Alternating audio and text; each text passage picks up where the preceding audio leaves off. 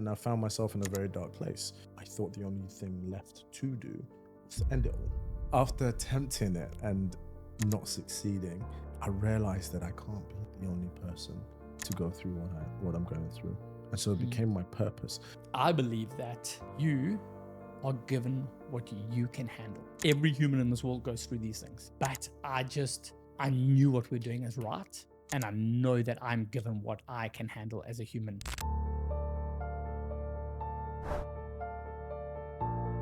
So the idea is to just kind of take a journey through life. Yeah. To try and get an understanding about who you are, right? Yeah. Often like that, when we speak to people, we'll start with who you are, and it delves into, okay, well, this is my identity. And it's like, no, but that's not really you. Like the work you do is as a byproduct of who you are, and that comes from lots of different stimuluses, lots of different environments, lots of people, different people that kind of come into life at that point. So I guess for those that don't know you,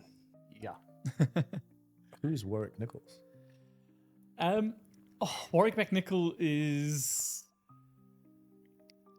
a South African boy that's found himself his way to Dubai, and honest to God, lives life to the best of my potential and my ability. And by potential, I don't mean achieving everything. I more mean about in the aspect of doing everything I feel is right for me, and being true to what Warrick wants and needs and the direction Warrick's going in life. If that makes any sense. It absolutely does. And I think that was one of the things that from the very first conversation I had with you resonated was how pure and how authentic it seemed that you were, in terms of there wasn't any kind of facade, there wasn't any agenda, it was just this bubble, this happiness bubble that just transcended. And I left, and for days after, my wife was like, what's going on with you? I'm like, yeah, but you don't understand, that was such a great meeting. And I'm one of those people that I kind of look beyond the words that come out of people's mouths. I really want to try and get to know what's underneath, what's in the bonnet, right? And I felt that right from the greeting that we had. Most people will know you as the founder of Burj to Burj.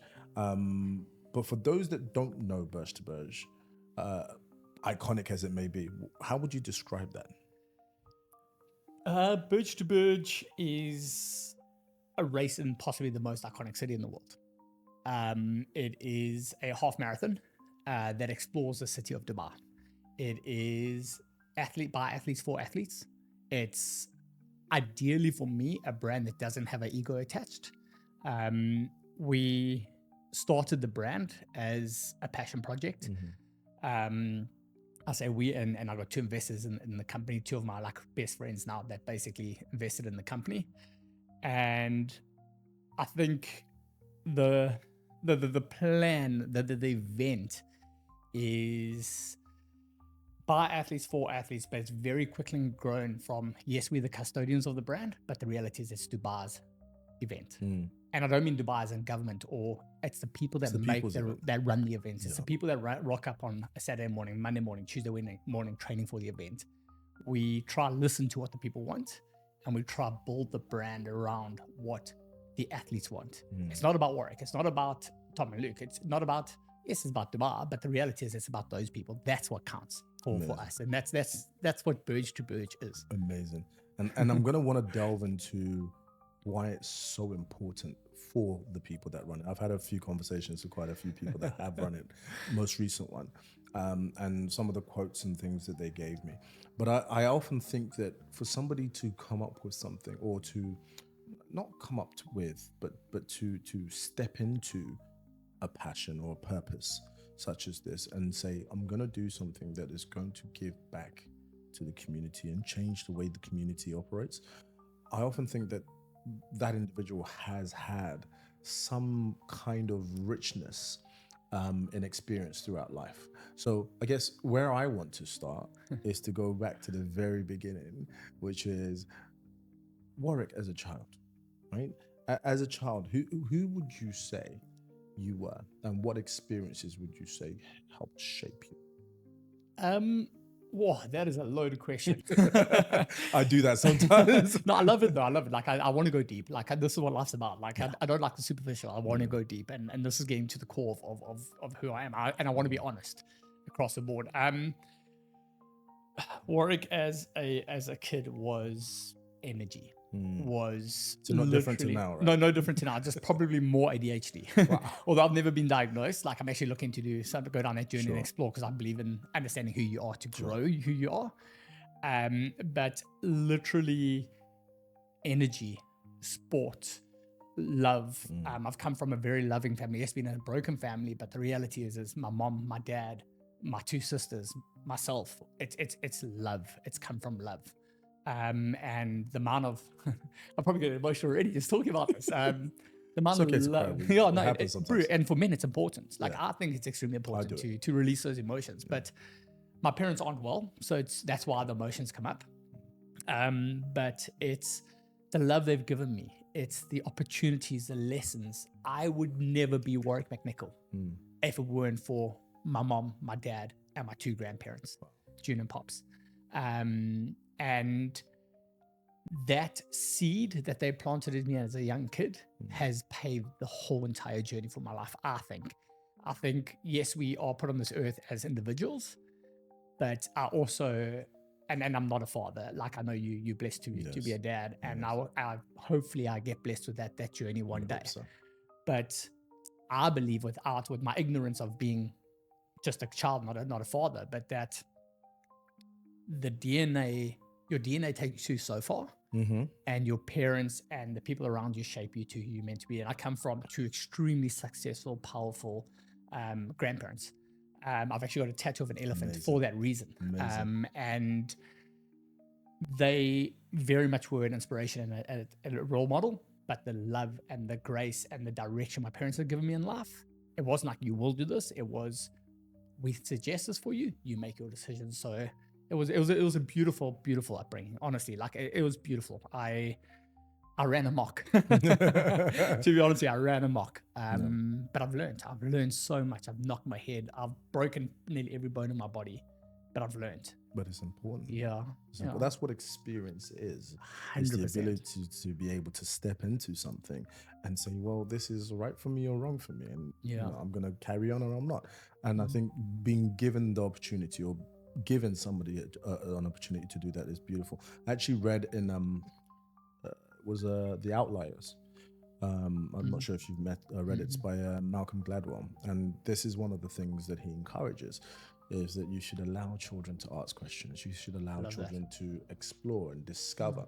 And they did studies and found out that the children that were allowed to do so became the most successful people later on in life, because they had this fullness of understanding of what was the right path and the wrong path, and they could operate within their own sovereignty because they knew. Whereas those that weren't were always looking for guidance of someone and not necessarily walking towards their destiny, but following someone else's kind of lens, perspective of what their destiny is to be. Exactly. Tell us about some of those experiences. You said you run amok. I'd love to hear some of those stories. So my parents got divorced when I was very, very young. And my mom worked full time, my dad worked full time. So during our holidays, we were extremely blessed. My grandparents started a caravan park in South Africa. So it's like a trailer park for those that are from the US or whatever. But it's a very upmarket. It was actually voted South Africa's best caravan park. Okay. And my grand and grandfather would host or house all of us grandkids. So there were probably up to 12 to 15 of us at a time staying at their house and at the caravan park with them. And we would literally, honestly, we had our curfew. You'd wake up in the morning, and I'm talking like way, way, way younger here, like as a little scruff. We'd wake up in the morning, we would have our breakfast with my grand. She'd make us the most beautiful flapjacks as a family, and we'd do that. And then we'd go down into the park and run amok. And at 11 o'clock, we knew there was a truck leaving to go to the beach, because the park was on the beach, but it was like a private little beach further down. And we'd go to the beach and we'd go surf for an hour, 2 hours. Then we'd come back, we'd get lunch, and then we'd run amok until 4 o'clock in the afternoon. They had entertainment, which was some form of sport every day at 4 o'clock. So we'd go there, and being family, we had to be at every entertainment. That was like our one rule.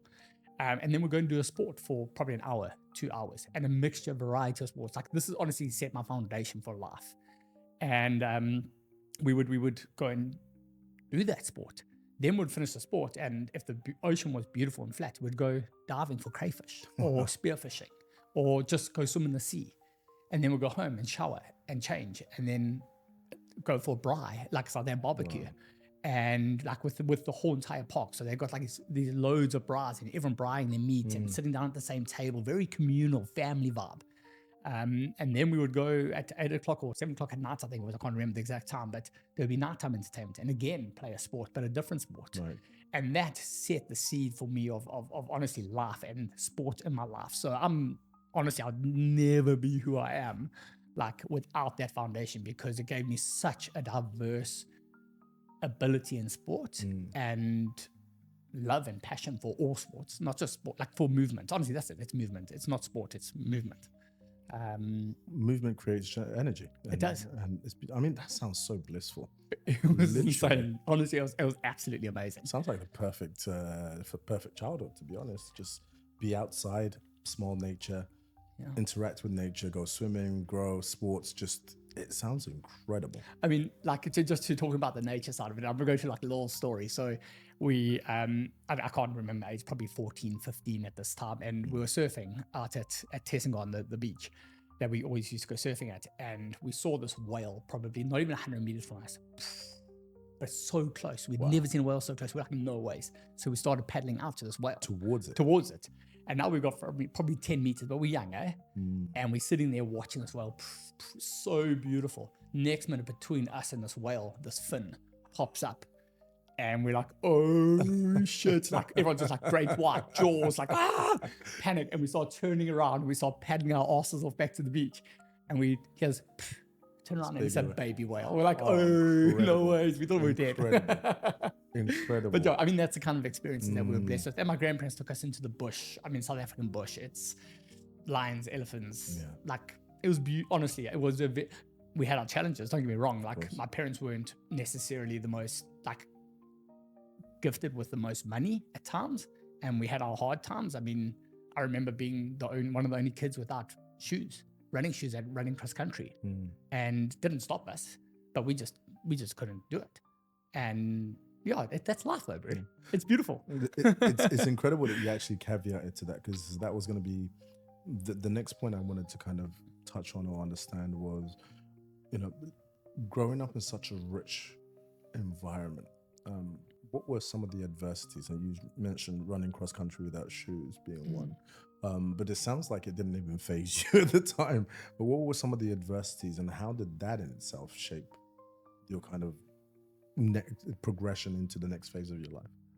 I think, obviously the biggest off the bat was obviously my parents being divorced, splitting young. I mean, it wasn't a pretty divorce at all.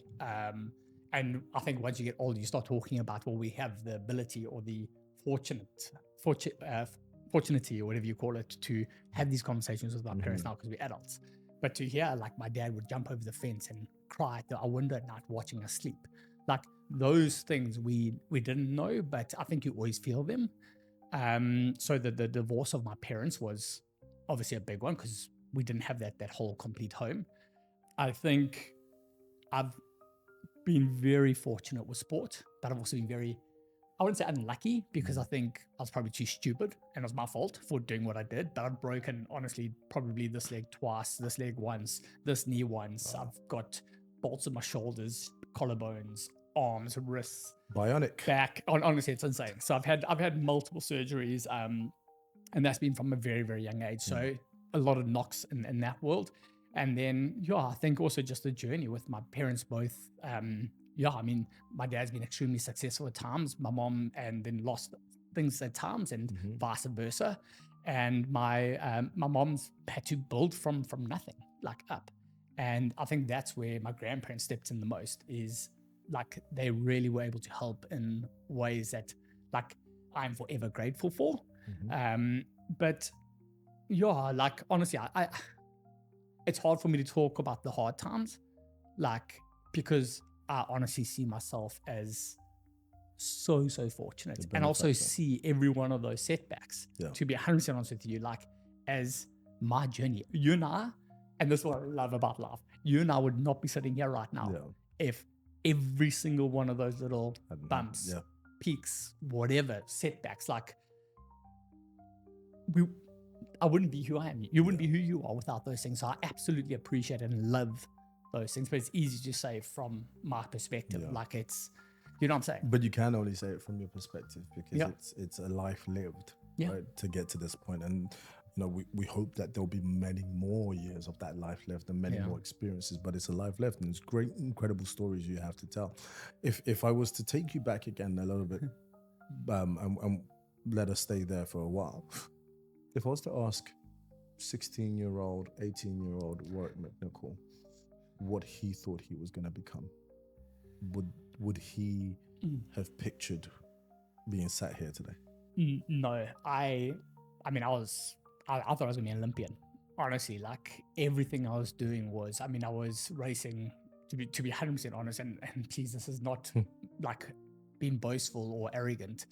I mean, I was representing South Africa for 2-3 sports at that age, and not just as an age grouper, but like as an elite almost. I had partners. I had like partners as in like sponsors. I honestly, I thought Xterra, like off-road triathlon, road triathlon, something along those lines, like Olympics was the goal. And I knew, I've always known sports will be my life, or a part of my life. Like it's just in my DNA, I think. And money's never been my goal. Money's never been my God. It's been life experience, living, like, and just having the best time doing it. So I think that's so then what happened? Oh man, I was 20 years old, I think. I was probably 2 weeks out from the South African Xterra Championships, which was my main focus at the time. And I honestly had a chance of it's the fittest I've ever been. I had a chance of, honestly, I think, taking South African champs as Xterra. And there were 2 gentlemen in South Africa, Dan Hugo, Conrad Stoltz, who were the current world champions in the sport that happened to live in South Africa. So we're going to SA Champs. I knew I could be up there with the 2 of them. To be 100% honest with you, I'd had a chance of even beating them, to be honest with you. I'd put that much effort into it. I'd never put that much effort before. And I decided to go play on a BMX track. But not just a track, like, I don't know if you know, like the jumps where the guys jump and there's a gap between, and then they do backflips and stuff like that. I was being so stupid. And I went for it, trying it for the first time, went for it, and my foot slipped off the pedal, and my foot hit the back of the jump and the pedal in the back of the knee. Oh my goodness. And literally and I had an avulsion fracture of the knee, of the ACL. So if you can imagine your knee, top knee, bottom knee coming together, there's a tendon that runs over the top knee and into the bottom of the bottom knee in the middle. So in between the joint. And instead of the ACL snapping, a chunk of bone broke out. Oh. And I mean, I remember like talking about my mom here, like I literally phoned her. I mean, my world was broken. That was my journey. And I phoned her. She lived out in Ladysmith, which was like a 3-hour drive. Within 2 hours, she arrived at the hospital. Like literally, she broke every speed limit, every rule. She probably drove to every red robot, but she just knew like how broken I was. So I went to hospital.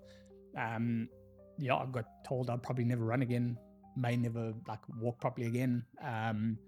And it was a lot. Honestly, it was a lot. But they operated. It didn't set properly, so they had to operate again. And then I actually, my best friend was living in the UK at the time, and I decided to go join him and go to the UK and just leave. Like I swore I'd never race again. I mean, my world was broken. I was like, I didn't want to have that hurt ever again or put myself vulnerable. I don't want to be vulnerable like that again. Chucked it to the UK. Then started running in the mountains a bit because we actually lived in the Lake District, which was actually spectacular. Beautiful part of the world. Unbelievable. So we were there for like a year and a half, 2 years. And I started like running again a bit in the mountains and hiking a lot with him and just exploring. And then that basically led from one thing to another thing. Came back to South Africa again, swore I'd never race again. And then found Ironman at Durban 70.3. Half Ironman came to Durban, or to my hometown. And Dwayne, my best mate, and I looked at each other like, should we do it? Yeah, cool, let's go. Did it. I told him I wouldn't race. Ended up racing it. Ended up coming second. And then that was a journey for the next couple of years. Was Ironman. That's what brought me to Dubai. I know we kind of brushed over it. Yeah. And I'm cognizant of this because a lot of the people I speak to, the battle for them isn't physical. The battle isn't whether they can or cannot. The battle is usually in their head. As somebody who's had a somewhat serious injury playing football, mine wasn't my knee, mine was my ankle. So I had something called ankle syndesmosis. I'd gone in for a tackle and it literally got hit. And I've got a very high pain threshold, but as soon as I was hit, I knew I was done straight away. I was also being stupid, so I refused to go to the hospital and drove myself home with my broken leg. Felt it every second of the way home. Anyway, long story short, I'm forced to go to hospital. They couldn't tell what it was.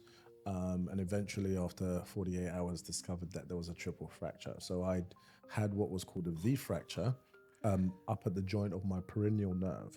So it broke that way and it broke that way, popped out the bone, and the bone squashed the nerve. Oh my word. Which was the only reason I was able to drive home, was because I had no feeling. There was no communication to my leg. So after, you're walking on it? Yeah, I went to work the next day. Yeah. I carried on the next day on a crutch. I did the whole day, and then took myself to hospital later on that evening. Like, you got to do something about this. Give me some painkillers or something. At which point they asked me to describe exactly what happened again. X-rayed it, sent me for an MRI, and like, yeah, you shouldn't be on that leg. Again, they told me I'd never walk again. Or I wouldn't be able to walk properly. I'd have to learn to walk properly. And I wouldn't be able to play football, soccer again. I played 7 years afterwards. So I played for 7 years after that injury. But the point is, it was a battle with the mind for me then. But I think the fight wasn't, back then for me personally, wasn't, okay, well, I need to find something. I wasn't escaping. I was like, if the last thing I can do on this earth is kick a ball again, I'm going to go and do it. And that was what drove me. When I speak to a lot of people, it's the opposite, right? It's that fight or flight mechanism. And so a lot of people are trying to run away from something as opposed to running towards. So I want to go back and touch on that, because like I said, we brushed over that, right?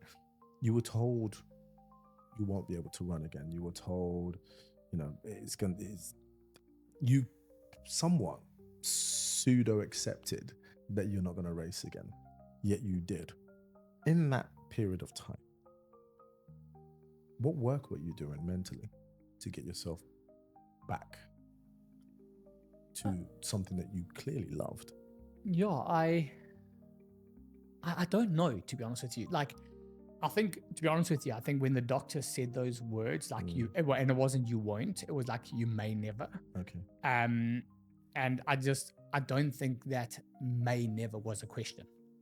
Okay. I don't think that was an option for me. Yeah. Like, it wasn't ever like, will I get back? Like, will I be able to do this? Won't I be able to do this? Like, I mean, was it extremely? I mean, I was in a brace for, like, with my leg locked for 3 months straight. Like, I was sat on a couch I couldn't do anything. And obviously months of tears, like seeing everything, watching I think I actually even went and watched the South African Championships, like in Cape Town, like, because I had friends racing. I did actually, I forgot about that. I actually did. I went and watched it and was there. And I honestly, I think I was too young and naive to really think about the work. To me, it wasn't an option. It really wasn't. It was like, cool, this has happened. That's part of life. I'd broken so many bones before that. I'm like, okay, cool.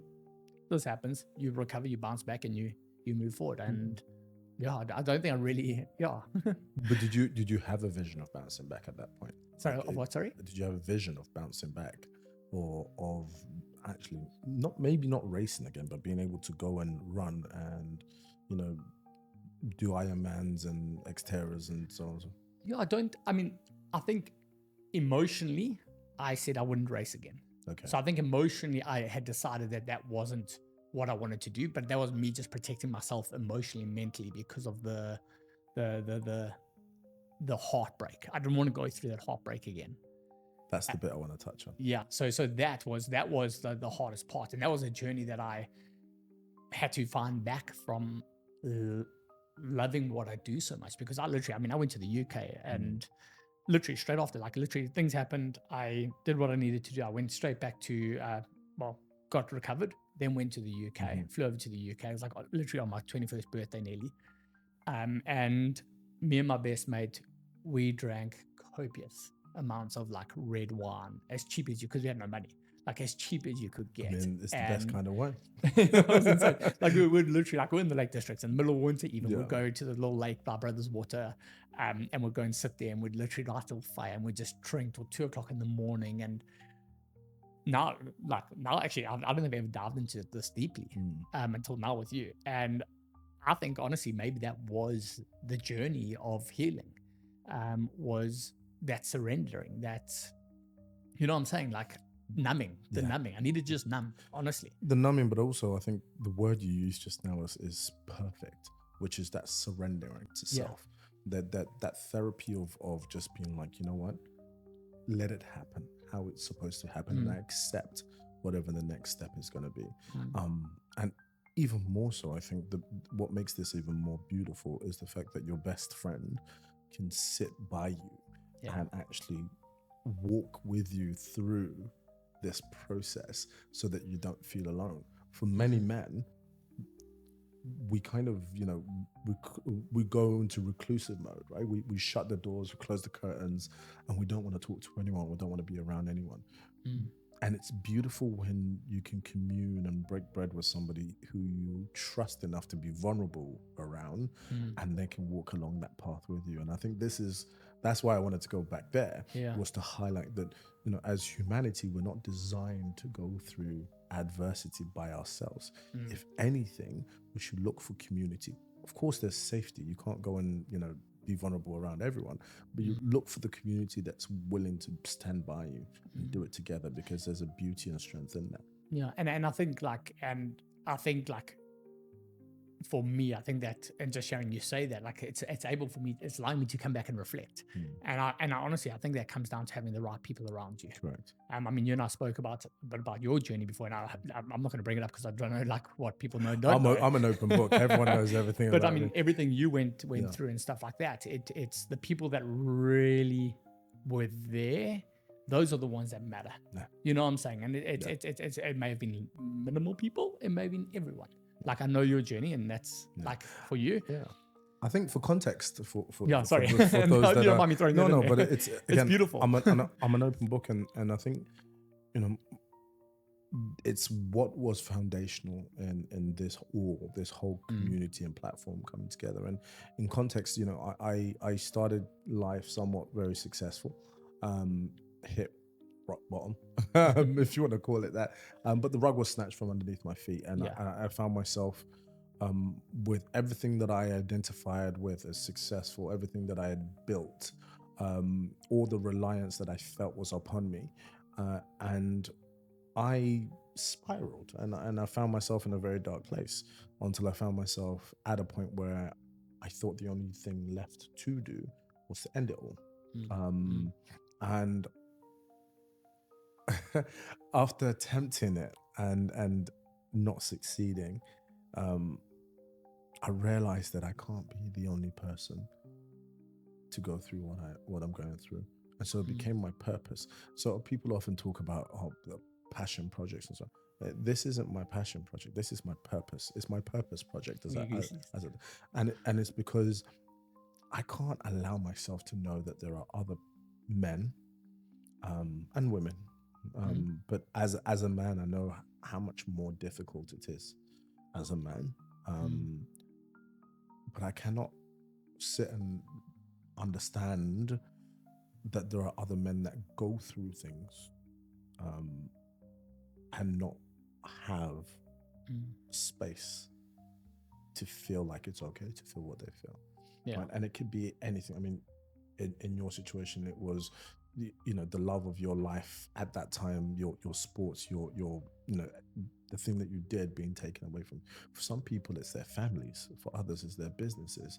For some, it's being able to live in the house that they've invested. You know, there's lots of different stimuluses that get people feeling lost and vulnerable. And it's about making sure that people understand that there are spaces for you and there are opportunities. And this is why I love Birch to Birch so much, because honestly, it's, and we're going to go into it a bit more, but it's the fight with self to step out and achieve something that you definitely probably thought you could never do. I mean, of course, you have athletes running it who this is what they do on a day-to-day basis. But as you touched on earlier, it's those ordinary people that step out and say, I'm going to go and do this, and we'll do it. And the achievement at the end of it, and you see it and they're glowing, and there's this aura that hangs on them when they've completed, because they've transcended beyond anything that they thought they could possibly do. And that's what I love about it. It's challenging, but it's the fulfillment of life achievement. Tell me about, let's touch on that. Tell me about when the idea first popped up. So I was running. So I've been in Dubai now for 10 years. Or in and out. So I left for a bit of COVID, and then I came back again. And before COVID, I was running on the beach track.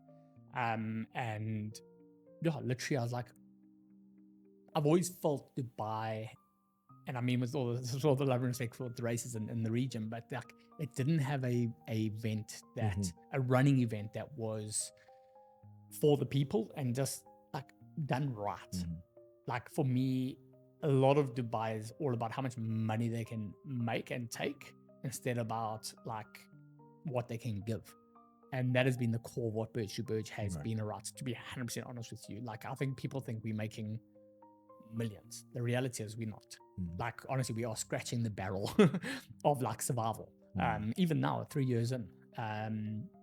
But I was running along the beach, and I was like, Birch, like, how is this not a thing? So I started like working out routes. I started playing with the idea, started building up the concept. And then my life led me to Dubai Ride and Run, where I was fortunate enough to help like build the operations and logistics of Dubai Ride and Run, which a lot of is still used today. And that built the trust of the stakeholders, the entities of Dubai, the tourism, sports council, RTA police. And then at one of the dinners we got invited to by the tourism board, Sally, an incredibly powerful Dubai tourism, like the sports division, is honestly run by like 3 incredibly powerful women. It's unbelievable. And obviously like there are a couple of gentlemen and stuff like that too, but like, yeah, and we had dinner with these ladies and a couple of the gentlemen, and we sat and spoke, and Sally said to me, like, Warrick, what's next? And I was like, told her the plan of Birch to Birch. She's like, whatever you need, we're there for you. Like, we believe that. Like, she's like, I've been waiting for this. Wow. So that was the catalyst of, okay, actually do this thing. And then, so I'm going on here, but like then I got offered an opportunity to go to Saudi Arabia and work for Red Sea Global. Okay. I didn't have the contract in hand yet, but I knew I was leaving in the next couple of weeks, and friends were leaving the country to go like away or whatever. So we started to have a farewell, and my best friend in Dubai, Luke, basically said to me at my farewell, he's like, don't go. So like, what do you mean? He's like, we've been talking about doing an event company for years, you know. Like we met in COVID, like in the mountains on a run, out of all things. And he just says to me, don't go. So I was like how? He's like, whatever you like, whatever whatever the salary is, I will help you with that. Let's build this thing. Wow. So I was like, okay, cool. Shook his hand right there. Had a couple more shots. Great way to celebrate it there. Literally. And then that was it. The next day we sat, we spoke. I was like, are you being serious? He's like, 100%. Okay, cool. Let's go. And we started building the brand, and the idea was Birch to Birch first. And then the journey started. So in building it, of course, you built it to give something iconic to Dubai. And of course, the involvement of DTCM really kind of spearheads that. What was the problem you were trying to solve for people? I think I just felt there was a major opportunity for something like a proper run. Like I know the other proper runs. Don't get me wrong. It's not that, but a run that is for the people. That has a heartbeat. That has a soul. That has a sense of community. That wasn't. This is going to sound arrogant. Wasn't done Warrick's way. Right. Does that make sense? Yes. Because I have an understanding of what a race. I come from South Africa. You've been involved in it. 100%. I've been involved in my whole entire life. I put my first race on when I was 16. I started putting races on already. I come from South Africa, where Comrades Marathon in Durban, my hometown, it was this weekend. It's an 87 kilometer, between 87 and 95 kilometer race, depending on the year and the road works and stuff like that. And for that race, you have 10 kilometers of the route where there's no one. Other than that, there are people celebrating. Wow. Just the whole entire route is just a festival, a journey, a experience. And that is like, we don't put events on. World's Iconic does not put events on. We put experiences on. And that is what I wanted to be. There was no experiential event in the region, and I wanted it to be that. And Burge to Burge just made the most sense. So, I mean, to be honest, was I trying to fill what was missing for the city, or was I filling what was missing for Warrick? Because is there a difference? You did both. but is there a difference? Like, honestly, we do it because we want to do it. We believe there's a space for it. So yeah, it's beautiful. It's cool. It is beautiful. And somebody who's been observing Burj for the last 3 years, as I said to you when we first met, it felt a bit fanboyish to be sat across with you having that discussion, because I've looked at the event and thought to myself, this is moving the face of what personal challenge, not even running, I'm going to ask you the question, but the face of what challenging yourself and breaking through adversity is. I knew a young man who didn't train a day for the Burj to Burj, woke up in the morning after being at a brunch the day before and said, I'm going to run it, and completed it. Yeah. And just ever since then, I'm not going to call him by name, but that same young man he just actually run the South African, the marathon. The Comrades Marathon or the Cape Town Marathon? The Cape Town Marathon. Oh, beautiful. He just completed it. He's done Germany. He's done Boston. Whoa. He's done about 4 now, and he's just working his way through. And now he's getting other friends involved. So there's a few others. He's got a ex-rugby player that, big, huge guy, didn't really run. He's now running marathons now. And it's just beautiful to watch. But it all started with just crossing that first one, which was Burj to Burj. And it was because of the whole experience of it. I think had it just been a run, he probably wouldn't have done it. But that was going to be the question I was going to ask you is, you describe it as a run, but it isn't just a run. It's a whole, it's a platform. It's a community. It's when did you realize, or when did you start thinking to yourself, actually, this is bigger than this? Or was it designed to be that? I'm ambitious. As far.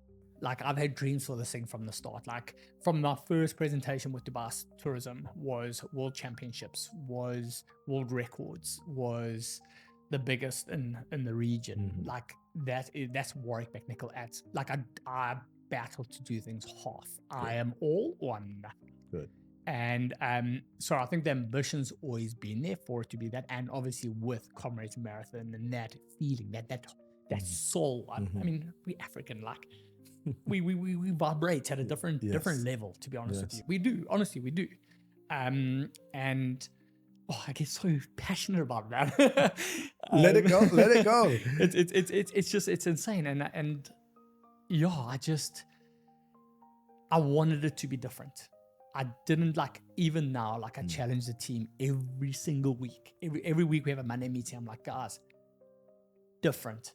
Like, what do we do I don't want to be a London Marathon, New York Marathon. I don't want to be a Dubai Marathon, anything. We are Birch to Birch? Mm-hmm. What is Birch to Birch's identity? Mhm. What do we want to represent?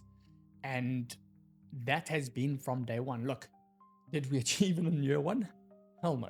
Talk about mental, like flipping, falling off the cliff. Like, I mean, we can dive into that later, I'm sure. But yeah, but I think the point of realizing was after the second year of the event. Because we put the proof of concept. It was a questionable event. It worked. It worked. It worked. It was proof of concept tick. But then the year after, we really started getting that heartbeat, that feeling. And I think that's when and I think if I might be arrogant enough or bold enough to say, like, Dubai started realizing that, okay, this is different. Yeah. This is special. And that was incredible. Like, after the first year event, I couldn't look at myself in the mirror. After the second year event, I literally went for, so we, for some reason, ended up going to Surf House every year after Birch to Birch and have a coffee. And I was meeting Tom in the second year, and who's one of my other partners. And I got into the lift, and I was wearing my Birch to Birch shirt, and I looked in the mirror. I was like, "Fucking well done, Warrick. You did it. You did it. Like, fucking good game, bro. Good." So yeah, I think that was when I realized that, yeah, we were doing it right. We were creating something different. And I think the recognition has grown more and more because now people that I have never known to be runners are talking about the Birch to Birch, and people are thinking about it for the next one, and you know, just having people anticipating something like that just shows how well you do. Yeah, and to jump in there, that's why we've chosen a half marathon. Is anyone can run a 5K, anyone can run a 10K. That half marathon is that sweet spot for me, and it's the introduction to the next level. Like, if you love your running journey from after doing a half marathon, and a marathon is your next goal, then it's right. You know what I'm saying? You realize that, and I love the fact that you talk about people that have never done it. I've had so many friends, like people that I know, reach out and say, like, yeah, I did Birch to Birch, my first half marathon. Birch to Birch started getting me running. Birch to Birch started me on this career and on this journey, and this, and it's that's what it's for. That's why the half marathon to me is so special. It's because it is just out of touch, but also so in touch for everyone. Everyone can do a half marathon. I promise you now. I'm gonna do it one day. You heard that, right? I'm gonna do it one day. Next year. I got an entry for you next year. Done. Let's see. Let's go. Shake on it now. Let's see. I'll try. What's been the most powerful story you've heard come out of Birch to Birch? Many people obviously doing what they do. And it's not necessarily a good story, because I mean, it's not a beautiful thing. But I found out last year that a lady, basically from running, broke her hip. And now, please, people, don't listen to this and don't I think that this is like a reason not to do it. Like, it's a very rare thing to happen. But basically, through the race, she broke her hip, and it must have happened, if I remember correctly, like a K to a K and a half from the finish. Okay. So she had a long way. That's 10, 20 minutes of walk, 10 minutes, 20, 30 minutes of walking with a broken hip. She didn't realize it, obviously. Hobbled to the finish line, got helped across the finish line by other runners, and finished the race. Wow. That to me is, next level commitment. That to me is beautiful. And then one of my personal, something that touched my heart and my soul is, after the first year, Cara, one of the 3 powerful women from Dubai Sports Council, such a beautiful human, agreed to do Birch to Birch. And basically, from nothing, built up and did the race. And I'll never forget, standing on that finish line, and I made sure I was there, giving her medal and just hugging her, and her kids on my right hand side, and her husband just going mad for her. That was a very, very beautiful moment. That's beautiful. We need to hear more of these kind of stories. Yeah. I know that Birch to Birch has a YouTube channel and some presence, but I think these, and for as much as we can, I hope that Mentality can help tell more of these stories. But these are stories that I think are important for people to understand, that you can really achieve anything you want to achieve if you put your mind to it. 100%. But that mental toughness within itself has to start from somewhere. And I think as the founder and the person that built it, you've spoken about that first year and how you felt. But what would you say are some of the mental battles that you've overcome? In fact, not so much the mental battles, but how would you say you've overcome some of those mental battles and just persevered and continued? You're talking on a Burge to Burge front. I think honestly it was I was ready to quit after the first year. I was ready to. I mean, I in the first year of Burge to Burge, I felt we had let Dubai down. I felt I let the authorities down, the city down. We ran out of water. We tried something different that had never been done before. In the handing out water, we wanted to be sustainable, so we tried it on the first year. Don't ask me why I'd ever tried that, but basically, we ran out of water. The buses, the shuttles, the sweet buses got caught behind traffic, and it was just a couple, like, not honestly KS orders major thing, but like easy fixes. But I just felt like I'd let Dubai down, my family down, our partners down. To be honest with you, I didn't even know we were going to have a second Burge to Burge up until a week before the race. Wow. Honestly. Even after all the preparation. And I had to pretend. I had to just pretend that everything was fine. And it was more than I had no choice. We had invested everything into this brand. This event that we put on was the only option to success, to achievement. I had no choice. I couldn't just drop Tom and Luke. I couldn't just drop Dubai. Like we had to come back and do it again to try to recuperate. I mean, we lost a hell of a lot of money in the first year. We wanted to put a proof of concept together that was still better than, like, ideally most brands. And yeah, I mean, some of those meetings we had, like pre-Burge to Burge, where I had to go and sit with Tom and Luke and say, listen, this is where we are. We 1.5 mil in the red. We are, like, those were conversations that were not fun to have. Yet you still did it. We had to. We promised an event. We couldn't not follow through with it. And honestly, like, what angels for Tom and Luke to back and say, no, we're in this. We're not quitting. We're not giving up. Like, there's no eject cord. It's, let's do this and let's fucking make it work. And that's why I couldn't let it go. I couldn't let those two incredible humans down. I couldn't. As somebody who, and I share a lot of your sentiments, and I smile because as somebody who works for other people before I work for myself, I'm also cognizant of the sleepless nights that one goes through. And we often, when I listen to you, it's like listening to myself speaking, and we often talk about, okay, well, I couldn't let them down and they did, and there's a driving force behind it, which is yourself, right?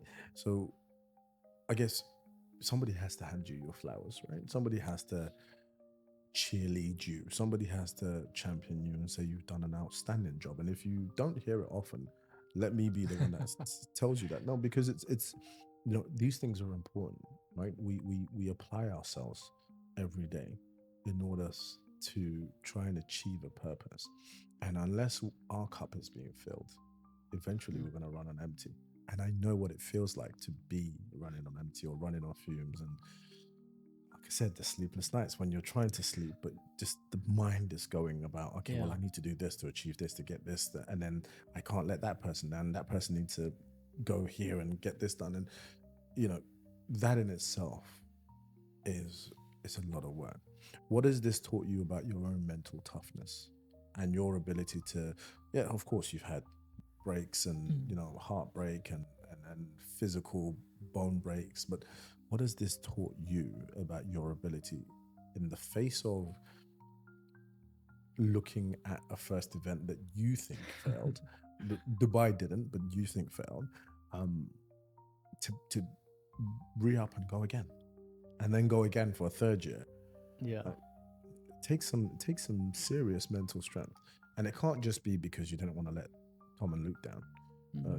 There's a fire in you. Yeah. That is clearly evidently there, but you never talk about it.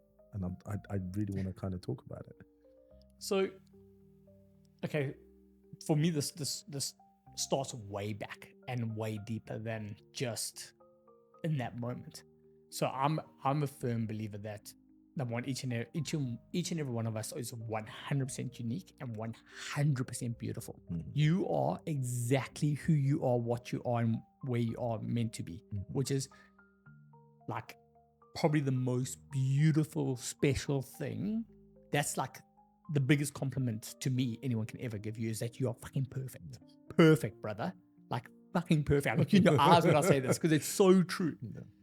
And you have this journey, whether we have control of it or not, whether it's destined for us or not. No one knows the true answers. That we have our beliefs, we have our thoughts and our processes that we do. But I believe that, number one, beware what you wish for, because you put in the universe, it's going to come true. We don't have control of the timing. We think we do.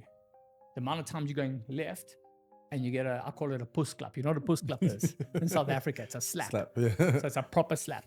And then you get a slap and you end up going right. And you get another slap and you end up going backwards. And you get another slap and you're going forwards. So you don't have control of that timing. But it's what is for you will be yours. Okay, so that's the fundamentals of where this all started. And like it's going to Burge again, like I wanted this thing. I put it in the universe. I started building it. I didn't know it should have started 3 years before it started, but it didn't, for a reason. And then I believe that you are given what you can handle. Yes. Every human is actually given what they can handle.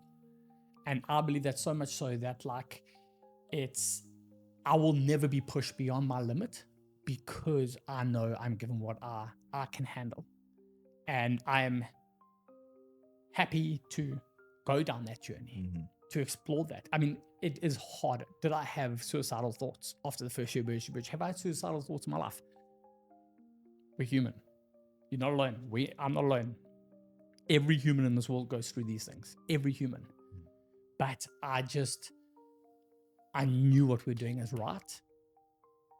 And I know that I'm given what I can handle as a human, as a man, as a human, as a being, as a spirit, as a whatever it is. I know that I'm given what I can handle.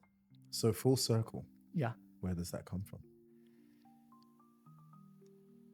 I think it's just my belief in life, in God, and not like I'm not a very religious person, but it's my belief in this world, in the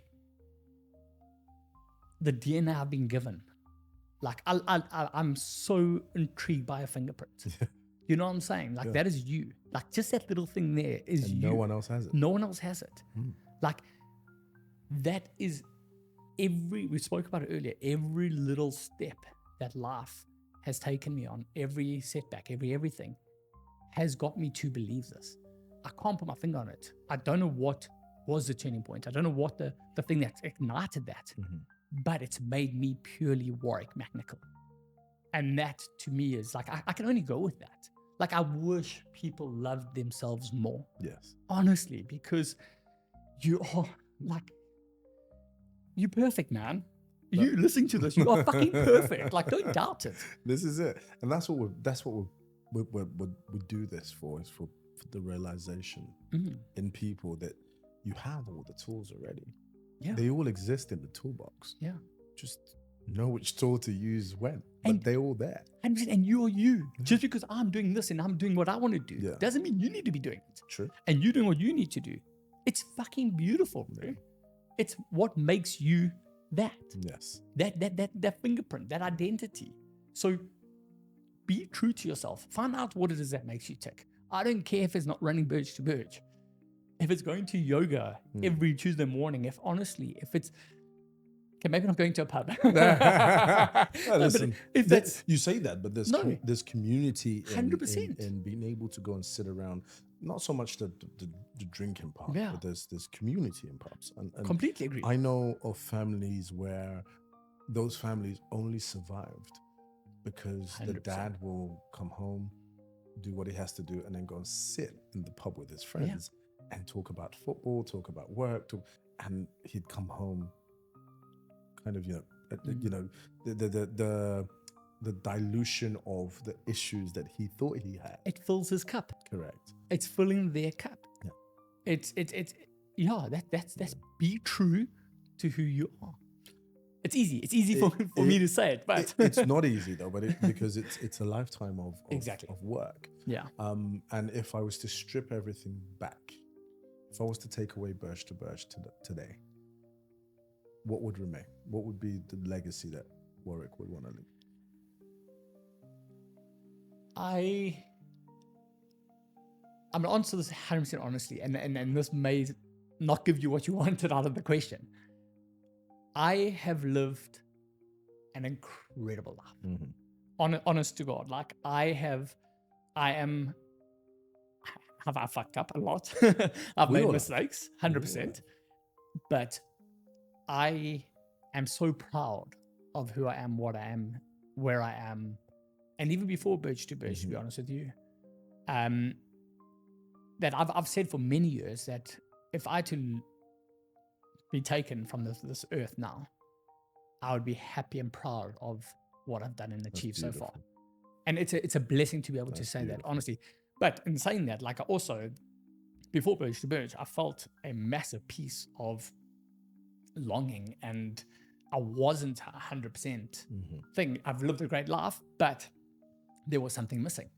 And since the second year Birch to Birch, probably the third year, actually this year now, like I've just had this, because I think I believe now I've birthed it. It's now running year on year. I don't think it can be taken away anymore. Now the steam train's rolling. Now the ideas are like, whoa, what's next? That was like, going to be my question. What's next? It's wild. Man, I'm ambitious, man. So we've obviously got Birch, we've got Ultra Trail Dubai, which is another brand in the region. One thing the current situation has allowed me to appreciate is that we need a little bit of diversity. Dubai is fine. I'm not worried about the UAE. I'm not worried about Dubai. I'm not worried about Birch to Birch. I know that this brand is going to bounce back bigger, stronger than it has before.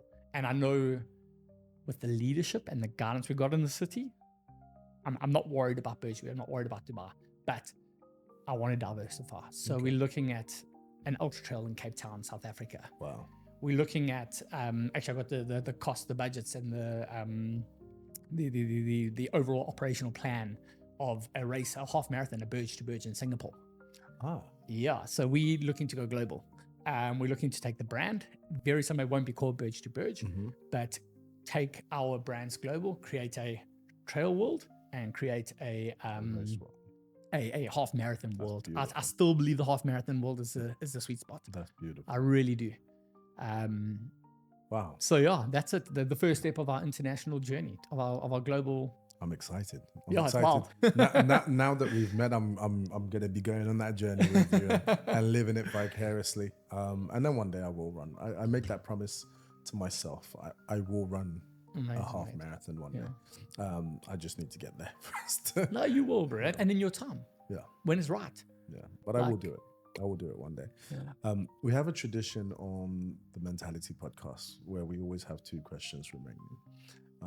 And now we're at that point where the first of those 2 questions is, if there was ever anybody at all that you know, that you've met, or that you've encountered through book, TV, podcast, or even rub shoulders with, that you thought, whose story you thought people would benefit from hearing, who would it be and why?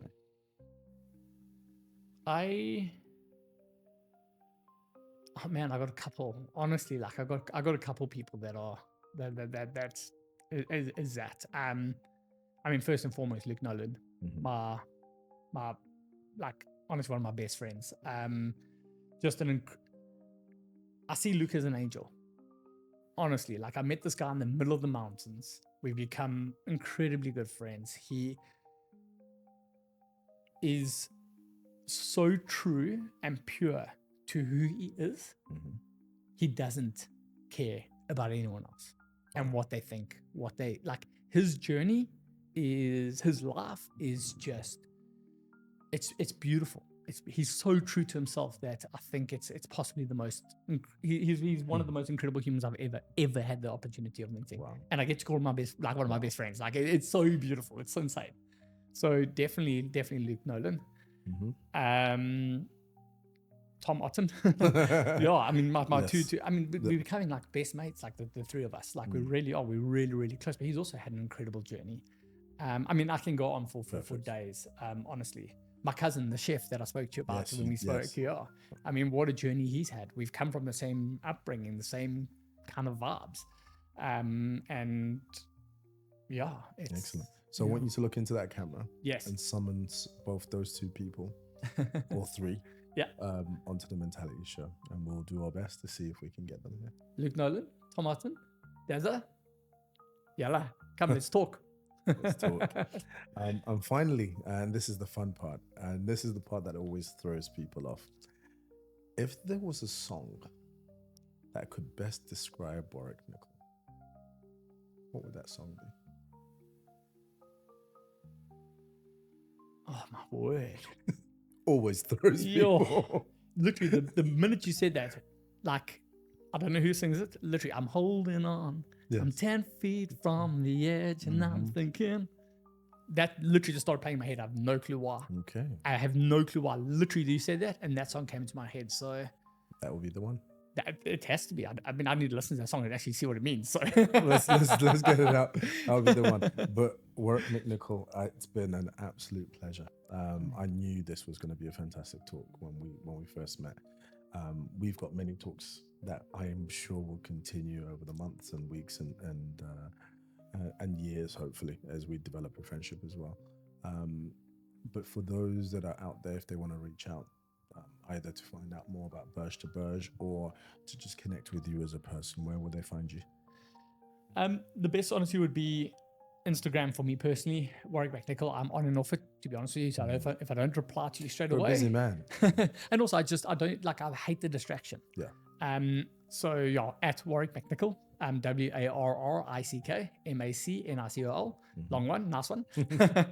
And then obviously Burge to Burge, Ultra Trail Dubai is at Burge to Burge, at Ultra Trail Dubai, or at World's Iconic Events is probably the best options. And our team's pretty good at replying. So it's not an AI, it's not a it's a real human being. It's a human. It's actually my mom. That's on the end of that. That's so awesome. Yeah, it's beautiful. It's that's beautiful. So awesome. Well, listen, thank you for coming. Thank you, brother. For being here. It's been amazing.